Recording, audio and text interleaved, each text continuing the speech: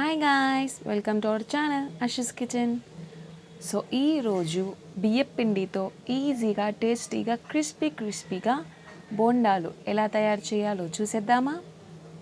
ఈ వర్షం పడే టైంలో ఈ బోండాలు తింటే ఉంటుంది ట్రై చేయాల్సిందే అండి ఒక్కసారైనా. ఇప్పుడు బోండాలు చేయడానికి ఫస్ట్ ఒక బౌల్లో 2 కప్పుల బియ్యం పిండి వేసుకోవాలి. ఫుల్గా ఉండాలి. 2 కప్పుల బియ్యం పిండి వేసుకొని సేమ్ బౌల్ రిపీట్ అవుతూ ఉండాలి. ఇప్పుడు దీంతోనే బియ్యం పిండి వేసాం కదా, సేమ్ బౌల్తో మళ్ళీ దీంట్లోనే ఒక హాఫ్ కప్ మైదా వేసుకొని, మీ దగ్గర మైదా అవైలబుల్గా లేకపోతే గోధుమ పిండి అయినా సరే యూస్ చేయవచ్చు. మళ్ళీ సేమ్ బౌల్లో బొంబాయి రవ్వ వేసుకోండి, అంటే ఉప్మా రవ్వ అని చెప్పి అంటారు కదా, అది వైట్ వేసుకోండి. వైట్ వేసుకొని మళ్ళీ సేమ్ కప్లో 1 కప్పు పుల్లటి పెరుగు వేసుకోండి. మనం ఇక్కడ 2 కప్పుల బియ్యం పిండి తీసుకున్నాం కదా, అందుకు 1 కప్పు పుల్లటి పెరుగు కావాలి. అదే మనం 4 కప్పుల బియ్యం పిండి తీసుకుంటే 2 కప్పుల పుల్లటి పెరుగు కావాలి. ఇప్పుడు దీంట్లో సాల్ట్ వేసుకోండి, కొంచెం సాల్ట్ వేసుకొని బాగా కలుపుకోండి. దీంట్లోనే కొత్తిమీర, కరివేపాకు, పచ్చిమిర్చి, ఇంకా ఉల్లిపాయలు కూడా వేసి బాగా కలుపుకోండి. దీంట్లో ఇవన్నీ వేసి బాగా కలుపుకొని కొన్నిగా, ఒక్కసారి అన్నీ వేసేయకండి, కొన్ని నీళ్ళు, ఇలా మీకు వీడియోలో చూపిస్తున్నా కదా అలా కొన్ని నీళ్ళు వేసుకుంటూ బాగా కలుపుకోండి. మీకు కావాలంటే చేత్తో కూడా కలుపుకోవచ్చు, లేకపోతే స్పూన్ ఇవా అన్నీ ఉంటాయి కదా, దాంతో ఇలా బాగా చేత్తో కలుపుకోండి. ఇవన్నీ వేసి బాగా కలుపుకోండి. నీళ్ళు మాత్రం కొన్ని వేయండి, లేకపోతే అంత పల్చగా అయితే కూడా బాగుండదు. మనం ఎలా కావాలంటే మన టెక్స్చర్, ఒక బియ్యం పిండి ఉన్నది కదా, అట్టు వేసుకుంటాం, దానికన్నా కొంచెం గట్టిగా రావాలి అంతే. కొంచెం గట్టిగా, దానికన్నా కొంచెం గట్టిగా రావాలి అంతే. అలా ముద్దలా చేసుకోవాలన్నమాట. ఇలా మీకు ఎలా వీడియోలో కనిపిస్తుందో ఇలా కొంచెంగా నీళ్ళు యాడ్ చేసుకుంటూ ఈజీగా ఇలా కలుపుకోవాలన్నమాట. చూసారు కదా, అంతా అయిపోయింది. అది కొంచెం చూడండి, ఇలా కలుపుకోవాలి. కొంచెం మెత్తగా ఉండాలి. ఇవన్నీ వేసాం కదా, అవన్నీ బాగా పడతాయి దానికి. ఇలా బాగా వేసుకోవాలన్నమాట. దీంట్లో ఈ కొత్తిమీర అవన్నీ వేసాం కదా, టేస్ట్ కూడా ఇంకా బాగా వచ్చింది.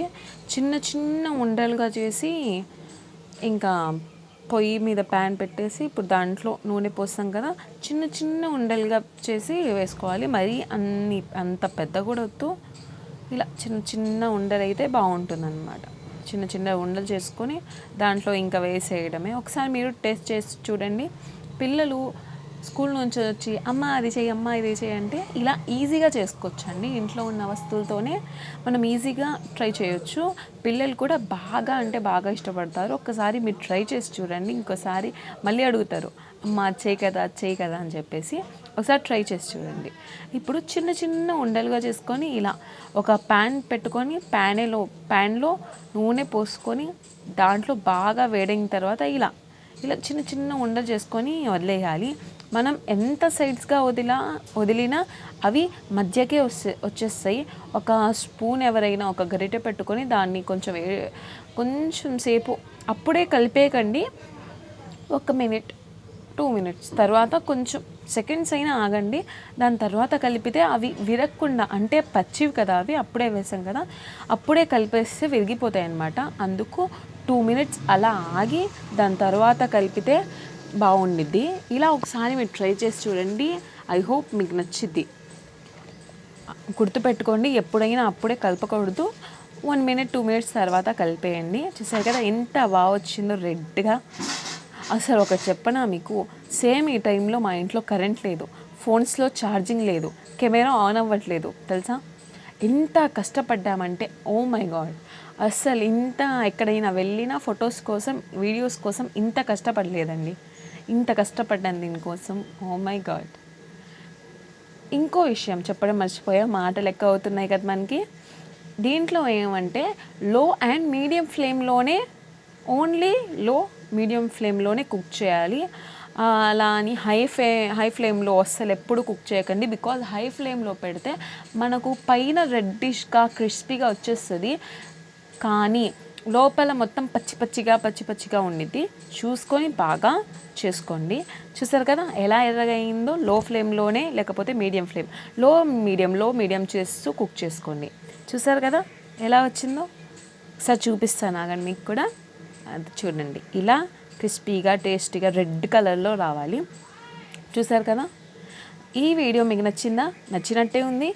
నచ్చినట్టయితే లైక్, షేర్ అండ్ సబ్స్క్రైబ్ చేసుకొని పక్కనున్న బెల్ ఐకాన్ని ప్రెస్ చేసి కొంచెం హెల్ప్ చేయండి ప్లీజ్. నేను చాలా అంటే చాలా కష్టపడుతున్నా ప్లీజ్.